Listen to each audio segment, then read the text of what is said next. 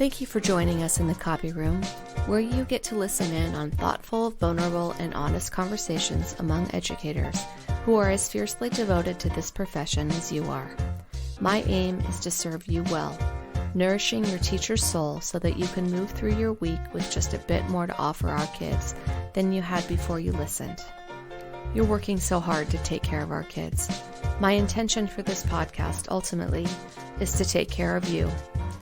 I want to thank Dirt Path Publishing, a small independent publishing house dedicated to publishing works for social good, for continuing to support the production of this podcast. With editing and coaching services for writers, these folks know how to have the hard conversations in service to your best work, and they know how to do it with love. Dirt Path Publishing is also proud to announce the release of my new book, Nothing's Missing, A Year of Reckoning, Release, and Remembering Who I Am, written for anyone struggling to release the burdens of perfectionism and the tyranny of shoulds. For more information, go to NicoleLuciani.com. In the meantime, and always, welcome to the Copy Room.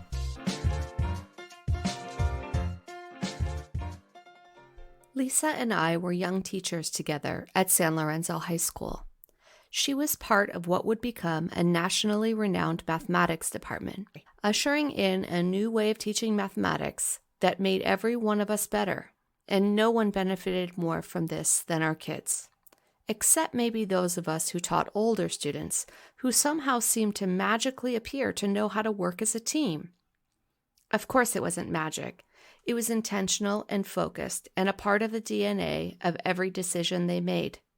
Community, belonging, teaching through cultural and linguistic assets, recognizing the inherent genius in our kids. They did all this and more, through math of all things.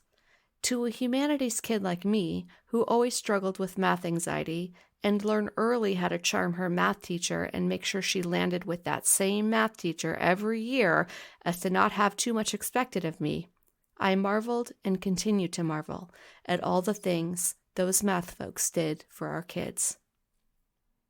Anna was one of those kids. A student of Lisa's, she was a force of her own, primed and ready for someone like Lisa to hold up a mirror to her brilliance. Their story reminds me so much of my own, told in the episode earlier this season with Mike Matthews. Invitations and the courage to accept them. That's so much of what our job is about. I invite you to this episode and into the remembering that there's no such thing as other people's children, and that we belong to one another. I'll welcome you to Copy Room Conversations, to Lisa and Anna. I'm so thrilled that you're here. For our listeners, they don't know that we've had several starts and stops on trying to have this conversation because my my issues continue to get in our way. So I want to thank you both from the bottom of my heart, one, for being here, and two, for sticking with us as we finally found a place to have a conversation. Welcome to you both. Thanks for having us. Yes.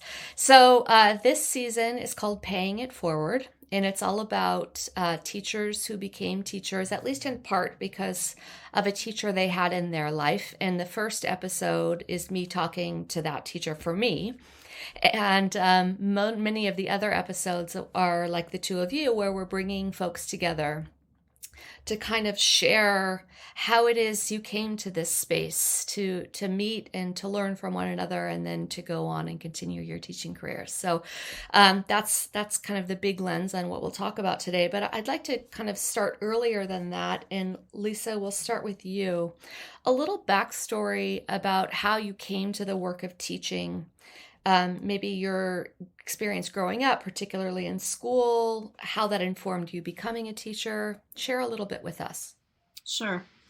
So I grew up in small town Minnesota, really tiny place, 4,000 people in the southeastern corner of the state, right on the Mississippi. And my dad grew up in a farm family where if you were a woman, the only way to get off the farm was to become a nun or to get married, because no one was going to send you to college. And so I had several aunts who became nuns, and their focus was education. I don't know that really informed my thinking about becoming a teacher, because I never thought about that. When I finally got to university, but as I look back, I know that there are educators in my family and people who are really, really committed to doing education in a way that's different from what we usually see. And so when I did go to the University of Minnesota, I didn't know what I wanted to do. In fact, I eventually ended up on this track to become a photojournalist because I love taking pictures. And essentially, I just took a lot of photography classes, and I continued taking math classes and German because those were things that I really enjoyed. And I got to a point where I needed to make a decision because I needed to graduate. So I did this program through the College of Education that allowed me to go into Minneapolis high schools and tutor. So I go into math classes and tutor kids, and that's when I decided this is the direction for me. I just felt so comfortable in schools, and it felt like I was coming home. Like it was my space, and I knew how to be there. And so that's what got me into the classroom. That's lovely. Thank you. Anna, tell us about your journey. Yeah, well, I actually always wanted to be a teacher. When I was younger, I would I'm the oldest of 5, and so I would sit my 4 siblings down and I would teach them math, and I would give them these worksheets, and I would create these worksheets for them with math problems. And that was my form of fun, was to play school, and I would be the teacher. And I remember telling my dad I wanted to be a teacher, and he said, well, you're going to die of hunger. And so that really stuck with me. It really made me turn off that switch. It made me think I can't be a teacher if I'm going to disappoint my parents. And, I was the first to go to college, and I was the first to graduate from college, and so I studied business because I loved all the math in it, the finance, the accounting, the statistics, the calculus. I loved how much, all of the numbers, all of the money. And I thought I'll just be rich and, buy my parents a house and take care of them, right? And then I went into the corporate world and was miserable and hated it and knew it was not the place where I wanted to be. Got married and had my first child. And when I was pregnant, I told my husband, I don't want to go back to a job that I hate and be away from my kid, especially at a job that I hate. And I told him, I've always wanted to be a teacher. And I remember talking to Lisa about how my life was. I was a stay-at-home mom for 3 years. And I was like, Lisa, I've always wanted to be a teacher. And also had a lot of tutoring experience, also loved it. I worked with nonprofit organizations where they would send, as a college student, they would send me to middle schools and we would help the students. And I loved it. And I remember telling Lisa, I've always wanted to be a teacher. And she said, there's this great program at Stanford, and you can get your master's and credential, and I can help you. I can write your letter of recommendation. You just have to study for the tests. And I started studying. I just studied and, for all the math tests. And what year approximately was this, just to help orient us? So I got into the Stanford Teacher Education Program in 2013. Now, when you were a student, did you, because Lisa was your teacher, your math teacher, right? Did you used to watch her and think I want to do this, but I know that I shouldn't because I don't want to disappoint my parents? Or like you said, if that switch been turned off and you just connected with her, just human to human? Yeah, definitely the latter. I definitely had turned off the switch, didn't think I would be a teacher, and then just connected with Lisa. She taught me as a freshman, I believe in 8th grade, right? Ninth Algebra. grade, yeah. No, 9th grade. I don't remember. I remember it was algebra. And then I had her later on for calculus. Yeah, but remember Algebra 2 as well? Calculus. Oh my gosh. Remember what you did for Algebra 2? As well? Okay, so this is so Anna, right? And this is I part know. of actually what I'm so impressed by with her is she was assigned to a different teacher for Algebra 2. Okay. But do you want to tell? Okay, so it's jarring. It's jarring the memory. Do you want to tell it? Yeah, I do remember now. Yeah, that's why I didn't say that I had you for Algebra 2, but I pretty much did. I was assigned to another teacher for Algebra 2, and I just did not understand the class. I didn't get it. I was lost. And I was also a TA, so I was a teacher assistant, and so I had a period where I could go to Lisa's class and be in her Algebra 2 class. I would go to her Algebra 2 class and take the class with Lisa. I'd come back to my regular Algebra 2 class and then I'd get it. I would know what to do. So yeah, technically I did. That's extraordinary. That's extraordinary.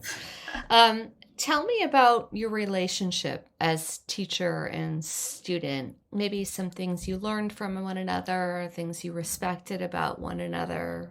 Where was this? I mean, now as adults, you clearly have become friends. So let's talk back to when the seeds were sowed, so to speak. What do you want to share about the other person? Like, there's so much. Anna and I have been friends for the duration of our adult life. So even when I left San Lorenzo, she was part of the work that I did in my dissertation, and I've gone to family functions of hers, and she's traveled to places where I've lived across the country, and I went to her wedding in Mexico, and we've just stayed connected, and I think that's because of it's because of a real respect for each other, but also just a real love and connection that we've always had. And I don't know why. Maybe it's because of your tenacity, Anna, in searching me out and continuing to figure out how to stay connected with me while we were, in the high school. But I know it's definitely required a concerted effort on both of our parts. It's not like this has just happened, especially when I left California and she's having children, and, life just takes you in crazy, crazy directions. But we've always been able to, reconnect via phone, via in-person visits. And I just feel really lucky, not only with Anna, but with other students who have allowed me to be part of their lives, because that's what's changed my direction. When I came to San Lorenzo, I was really quite a naive little white woman who didn't have a lot of interaction with people of color in diverse situations. I mean, I had this tremendous belief and capacity to create spaces in which everyone felt like they belonged. At least that was my goal. And I also truly, and I continue to believe this, that every young person is capable of being successful in learning mathematics. So I always brought that to the table. You mentioned Anna's tenacity in pursuing your friendship, but also that how we do one thing is how we do everything, right? So there must be a tenacity in her that you respect overall. I was just telling Anna this, that the thing I have most learned from her is this. She has a slow burn for how she moves towards her goals. I tend to be very, I feel a huge sense of urgency, and I react that way, and we got to get this done, and it's got to happen now. And Anna is just so solid and reserved in lots of ways, and that sometimes I have wondered, I wonder what she thinks, or I wonder what she really believes, because I don't see any forward movement. But she's always moving forward. She's always got something in the works. I saw that, like she just explained, when she was taking her high school math classes. I saw it when she applied for college. I saw it when she decided to become a math teacher and she was challenged with the math exams to just get accepted to Stanford. She's just always she's always making progress, and she knows what she wants, and she eventually gets there. And she does the same thing with young people. And I think that's why they feel so respected and comfortable with her, because they know that she cares, they know that she loves them, and she believes in them. And it's not this rushed process. It's not like, that we just have to manage it now. It will happen. It will eventually, we will all get there. Like a steadfastness. Almost. Yes, that's the word. Yeah. Thank you. That's lovely.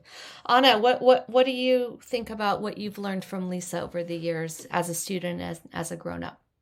Yeah, well, I remember being in her classroom and just feeling, I was an introvert in high school, and I was very shy, very quiet.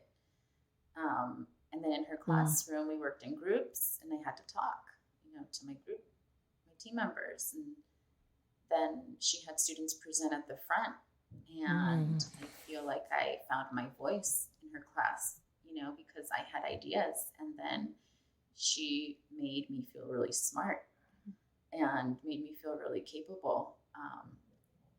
And it was just the classroom culture and the environment that she had set up. And it was just safe to be myself and to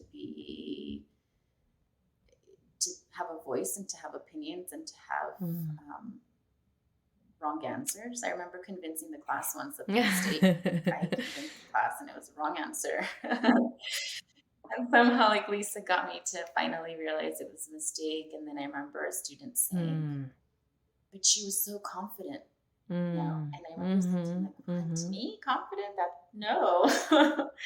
I was so not me in any other context. It was not me, except for math class, because of the safe space. And so I remember presenting at the front, always raising my hand, asking questions, having this sense of freedom and being able to to make mistakes and be myself, and so I... No worries. Listen, we've all been there. Go ahead. Hold on. That's so funny. Just scream louder. She'll eventually answer. Yeah, at some point. Mine used to do the same. Ma, ma, ma, ma. Right. Now the dog does it.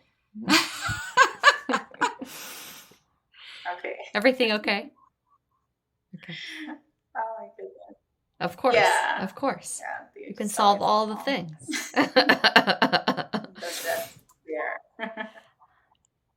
Do you feel like you, that's a really point of intention for you when you think about your own students in your own classroom, is creating that same kind of space where you could thrive for your students now? Oh, 100%. 100%.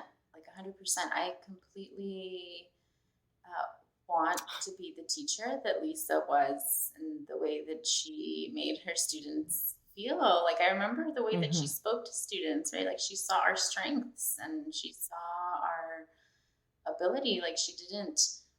I remember one of my teammates was failing his classes, and Lisa was like, "Aren't you applying to college?" And he was like, "No, I have such terrible grades." And she was like, "But you're so smart." I remember her the way that student felt, and yeah, I am smart, but I'm failing all these classes. And that's how we felt. That's how she made us feel. She made us feel smart and capable and confident.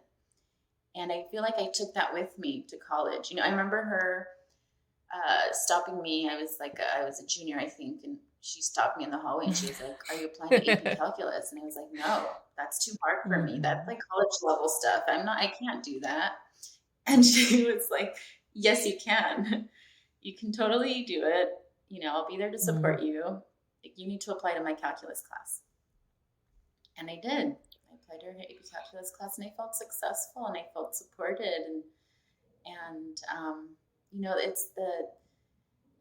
it's what I aim to be that way, right? To always have high expectations of my students, right? And to never feel pity for them, right? Because despite my circumstances and having a pretty bad home life, she never felt pity for me, and therefore she never lowered her expectations. And I think that's super important. And that's something that I always think about when I work with my students. And then I took all of those things that I learned in high school, you know, the confidence, the asking questions, the raising my hand, having a voice. I took that with me to college. And I remember being in my calculus classes in college and always raising my hand. And I'd be like the only one raising my hand and asking clarifying questions. And, you know, even like pinpointing mistakes. And people would just look at me like, who is this person? But yeah, I took those skills with me. What a gift. What an extraordinary gift. And Lisa, for you to hear that, right? I'm just crying. Yeah. Yeah. I would be crying more if I gave myself the chance, but that was so long ago. And to hear that these are the things that have stuck with you, like the residue of our experiences together, just is really, really special. But not just that, like also, like Lisa went on to get a PhD, right? She graduated and then moved on to get a PhD, and she's always been this feminist. And so I've always looked up to her. I've always looked up to you, you know, and like really wanted to follow in your footsteps. Like, I want to get a PhD, you know, like that's like unheard of in my family. That's something that we don't, we like, nobody has a PhD that I know of except for Lisa. Right. And this like always, Lisa is just this like powerful woman that I want to be like, right. And I want to like follow in her footsteps. And she's also very open and vulnerable. That's something that I've learned as well. She's very open and vulnerable and willing to share her story. And so she let us know her, right? And I think a lot of teachers sometimes are afraid to be vulnerable with young people. And I think that's something that I've learned from her, is that it's okay to be vulnerable with my students and just be honest and just tell them the truth. But you let me do that, right? I came from a space, my family didn't share emotions unless they were considered good, right? You could be happy, you could be funny, you could be, you know, joyful, but you couldn't be sad or scared in my family because no one knew what to do with those things. But when I was with, especially, I think, Black and brown students, there was a way of being that afforded me to be more of myself. There was an expectation that you just said stuff. You didn't hide it. And it might sound inappropriate, but it was honest. I remember one student, right? I mean, I had to learn a lot when I moved to Oakland. And I remember, I don't remember what I said, but I remember a student saying, "Miss Jill, you can't say that here." Like totally calling me out on something that I had said that was completely racially inappropriate. And me realizing also that there were students that I was afraid of, like the young men who were very large and Black. And in my classroom, I realized I'm afraid of you. And I was and now I'm going to cry. I was so ashamed that I felt that way. And I knew that I needed to get help. Like literally, like I needed to learn. I needed to figure out, if I wanted to stay here, how to understand the experiences that my students were having so that I could be in relationship with them and create spaces that hopefully were safe. And so that's when you say I created that for you, we did that together. That was a co-constructed environment. And that's how I think about all of the work I do and how I live my life, is that we're co-constructing experiences. We're co-constructing life together. And I just am so grateful when people are willing to join me in that experience, because just like the work we do with our students, we're creating these third spaces, right? To be a little academic, we're creating these third spaces that couldn't exist without either one of us. And that to me there's nothing more beautiful than that. That's so lovely. I always think about our students and us being in a feedback loop, right? And we're the leaders, so we go first, right? We set the tone. And if you've got it right, what returns to you is just as beautiful, if not more than beautiful, than what you've put out. And then you can continue in this space together through the course of the year if we're fortunate enough. And Anna, just the way you talked about your folks who you worked with in your class, they were your teammates, right? They weren't your friends or the other students or even your group members. They were your teammates. And I think that is so illustrative. I don't know what's the word. Illustrative. Yes, of what Lisa was able to do, there with you all. And I think, Lisa, to your point about direct communication, particularly as someone from the Midwest, you could have easily shut down and called it rude or whatever, any of the D's, and right? Sometimes I did. Defiance. And sometimes perfect, it probably was, right? Because kids are kids. And at the same time, there's a value. You had an inherent value for your kids and a humility to step into that saying, I don't know, teach me, right? And in doing that, you have helped support a legacy through Anna now, who is doing the same. And Anna will have her own legacy of students who are able to be and do because of her, right? And what a gift to be on this call together and have the chance to share that with one another. I'm wondering the most important thing a student or a member of their family has taught you. Anna, let's start with you. We're all learners in this profession, right? So what's been a really important thing a student or a member of their family has taught you? I think families want what's best for their kids. I really believe that all families want what's best for their kids, and that they trust us. They trust us as educators, and because sometimes I've heard the parents blamed, right, for when students aren't doing well, and I think what I've learned is that all parents want what's best for their children. And I have this big responsibility to see them as human, right? To see their humanity and to see their strengths and to value that. And so I'm entrusted with this time, right, to spend with their children. And how do I help my students feel seen and heard and valued? And how do I look for their strengths and name them and help them feel confident and capable in mathematics? And when I have a parent-teacher conference, I want to start with those strengths, right? And I want parents to know that I see their child and I see all the beauty in their child. And I think that's one thing I've learned from parents. That's lovely. Have you come to a better understanding of your own family in teaching kids? Oh, for sure. Yes. I have 3 boys. My middle one with ADHD, diagnosed ADHD. And he's been super misunderstood in school, right? Always getting in trouble because he's so hyperactive and always moving around and very blunt. So he just tells you what he thinks and, very honest,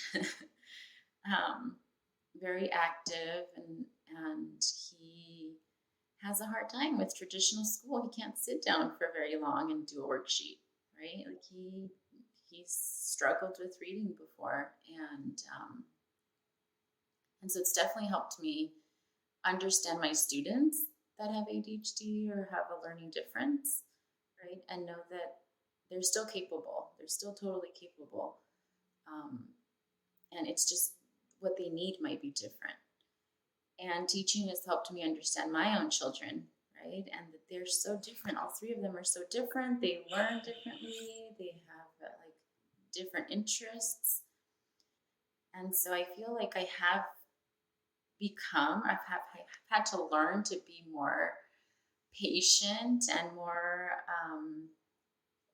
like really, really observe my students and observe my kids and look at what they're doing and why they're doing it and how they think and why they think that, I really, both parenting has helped me be a better teacher, I feel like, and teaching has helped me be a better parent. So true. I felt, I remember being a young teacher and never ever calling home to parents. And I was so young. I started teaching when I was 21.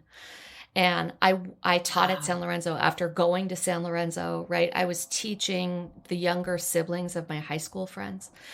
And I never called home. I was just so arrogant. Like, well, they're not going to listen to their parents anyway, so I'm just not going to call. And then I had a mother who was absolutely right in the fact that her daughter got a D and I never called home. And the D that she got in my class kept her from applying to a four-year university. And I never called home. That was my fault. And I started to think about it so much differently when you think about, oh my God, what if my child's parent didn't call me and let me know, right? Because they always tell you everything's fine. How is school? Fine, right? So if you don't hear from and I just, that mother changed everything for me. And then also now, my youngest has ADHD as well. And you start to see the holes in the system that you didn't know existed. From your place of privilege, right? Your place of experience in school. I completely relate to that idea that teaching made me a better parent and parent made me a better teacher. Lisa, tell us about a lesson you learned from a student or a member of their family, because this is such important stuff to reflect on, I think. So in general, I tend to think big picture rather than in details or specifics. Big picture is that teaching at San Lorenzo, and especially teaching mostly sheltered classes, I learned that, right, again, I'm going to use your word, Nicole, arrogance, that I had a lot of arrogance around my single story of how the world was and how we should live in it and how we should be. I grew up with very strict rules about how you were supposed to act and speak and look in order to fit in. And, I didn't see myself mirrored back to me in my students at San Lorenzo.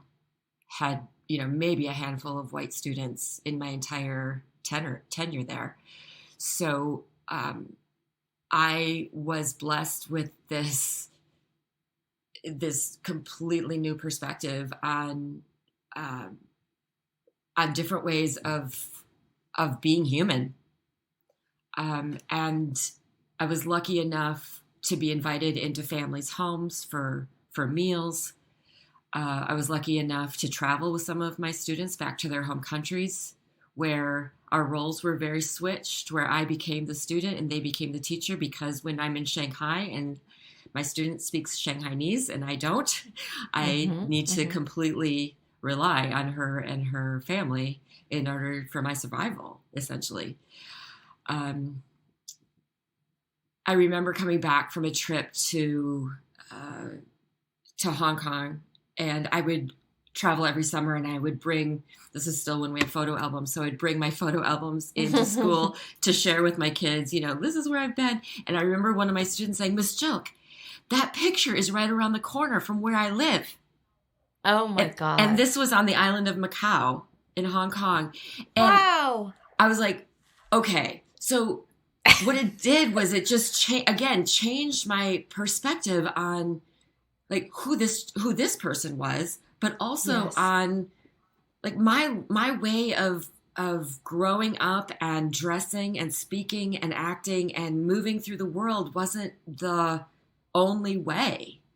Yeah. And I think most importantly, what that did for me was it allowed me to just be a better human being. Like it actually has allowed me to be more of who I am, because those rules that I grew up with were limiting me in my own humanity. And so going out to dance, you know, the Latin dances during lunch at San Lorenzo and looking like a complete fool, but wanting to experience that with my young people, or going to a dinner. I remember going to a dinner with an Afghani family. And when I got there and dinner was ready, the mother and the children left the room, and I was left to eat with the father because it wasn't appropriate for a guest to eat with the mother and the children. So they ate in a separate room, and I ate with the father, and I was terrified. I was like, I don't know what to do with this. What happened to my girls? They're in the other room. I want to visit and talk with them. And I'm like, okay, I'm going to learn from this. Like, this is fascinating. And it, again, just opened me up. And I'm grateful. Like, it has, teaching at San Lorenzo changed the course of my life, both professionally and personally. And I am so, so lucky that I had that opportunity. Yeah, I feel the same. So, in this podcast, we ask, the last 3 questions are always the same, no matter the season, because I think they're really important questions. So 1 being the lightest of the 3. Do you all have a favorite song to get ready for a good day of teaching? And it's okay if you don't. Some people are like, absolutely, here it is. Some people are like, no, I don't. I get really overwhelmed by noise. And so before I teach anything, it needs to be quiet so I can get centered and grounded and feel like I'm ready to be present with the folks I'm working with. So no, I don't do music. I mean, I do music, but just not in preparation to teach. Yeah.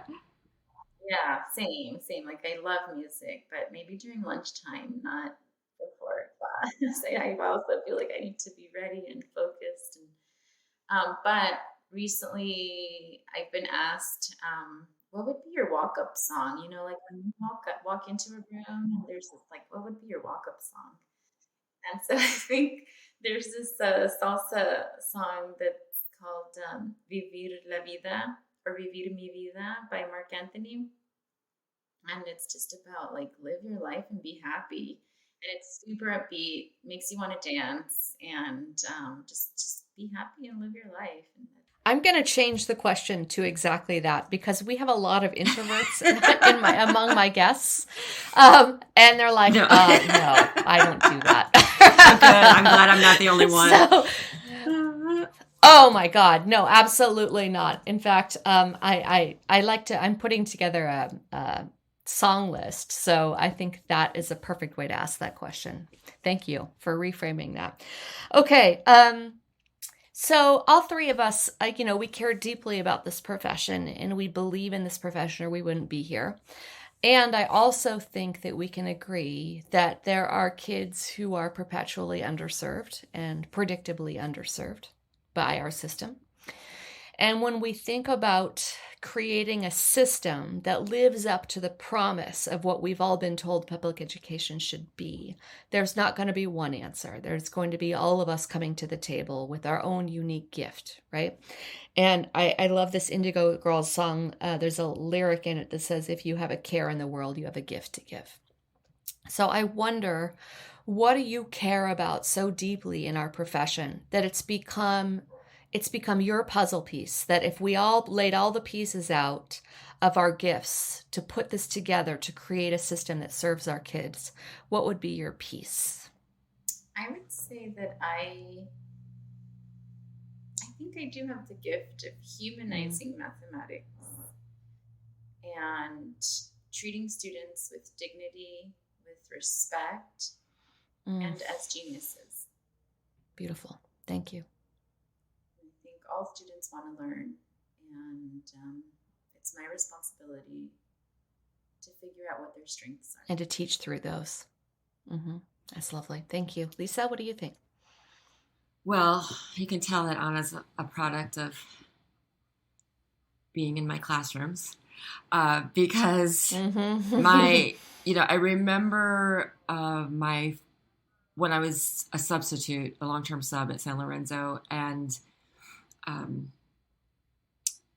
I was collecting homework, and students like, Miss Jilk, we don't do homework around here. We don't have time for homework. I'm like, what are you talking about? This is, of course you do.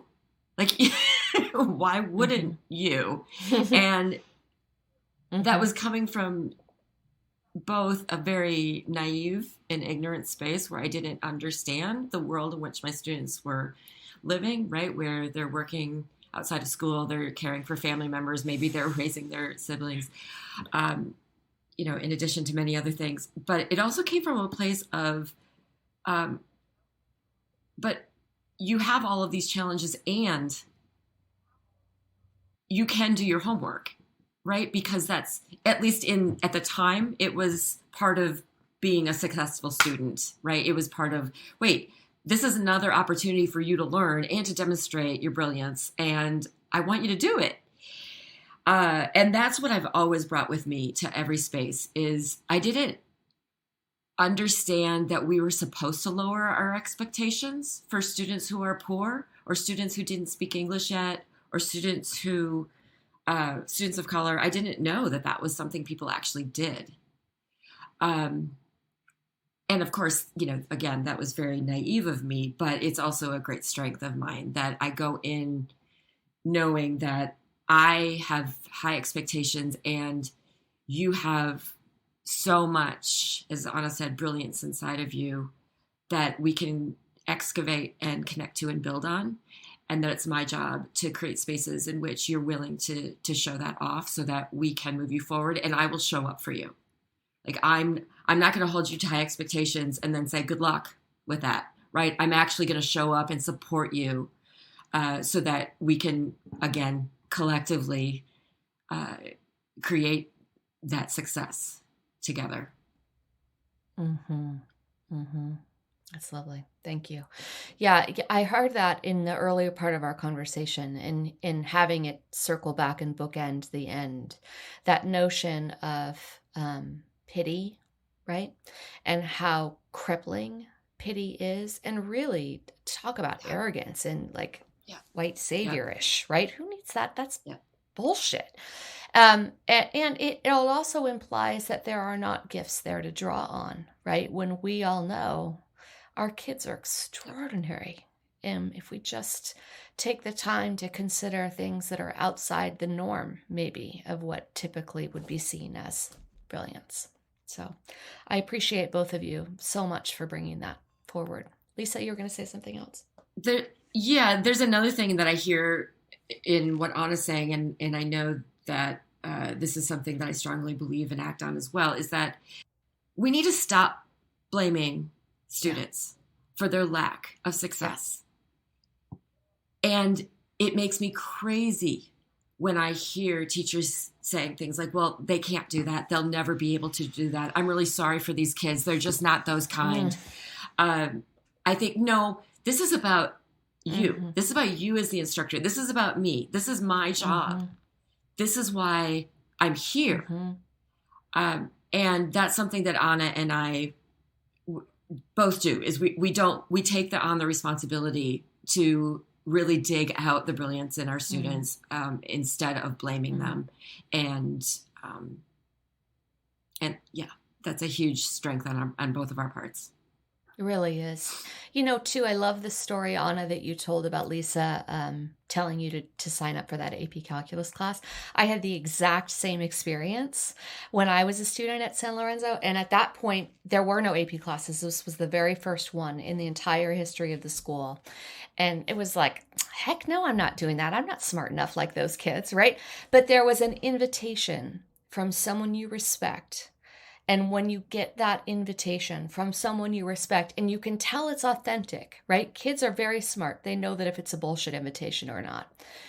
But Lisa invited you into a conversation, and you were brave enough to say yes. And because of that, look where we are, right? That is, that's an amazing. Do you remember your A+ test exam? Do you still have it? I don't think I have it, but I remember. Anna I remember you saying, like, I was grading this and I didn't know who this was, and I was like, oh my goodness, and got a big A+. Every single problem, and it was correct in AP Calculus. I don't care if you call it blue or an A+. Like, I don't care what we call it, but the fact that she had learned and could demonstrate that much understanding in something that she initially had come in not having any confidence around was absolutely incredible. Yeah, I mean, Lisa always believed in me and her students, right? Like, she always believed in us, and probably more than we believed in ourselves, and also trusted our decisions. Like, I remember her telling me once, you always make the right decision, so I trust your decisions, you know, and that has given me so much confidence in the decisions that I do make, you know, because I do make good decisions, you know? Yeah. Oh God, that's so powerful. All right. So our last question is our quick tip takeaway. We're in the copy room. I'm cutting strips of papers. You're punching holes. You're at the machine trying to get it to unjam. Always. Right? Whatever it is that we did a million times. As we're all walking out to first period, what might you offer us? Kind of light or serious, practical or impractical, to wish us a good day and serve us well? I would say, think of a student you have not connected with yet, or you have trouble connecting with. Think of that student and think about your interactions. Just think about that student. And now name 3 strengths. So think about, you know, whether you have trouble naming their strengths. Think about how you can name 3 authentic strengths. Mm-hmm. Like authentic, specific, like real true strengths that those students that teachers might have trouble connecting with. That's great advice. Thank you. Lisa? Just bring your whole self to the classroom. I see too many teachers who try to leave parts of their identities outside the classroom door, and it really, in my opinion, gets in their way of creating the relationships that matter. And be you. Mm-hmm. Love it. All right, friends. What a great gift to be able to spend a Sunday morning with you. Thank you so much for being here. I wish you all the best. Thanks, Nicole. This was fabulous. Thank you. This is great. Thank you for giving us the opportunity to talk to each other and to hear each other. Anna, thank you. Thank you for sharing your precious time with us. My hope is it gave you some respite from your worries and some time to remember that we belong to one another, and that there's no such thing as other people's children. If you enjoyed the show, please rate, review, and subscribe. These 3 things make a big difference in our ability to connect teachers to one another in service to each other and our kids. We also want to thank Dirt Path Publishing for partnering with us on this podcast. The mission of Dirt Path is to publish work for social good. They are proud to include Copy Room Conversations under that banner. For more information on coaching and editing services, or if you have a book you want to publish that you know will serve the greater good, visit dirtpathpublishing.com.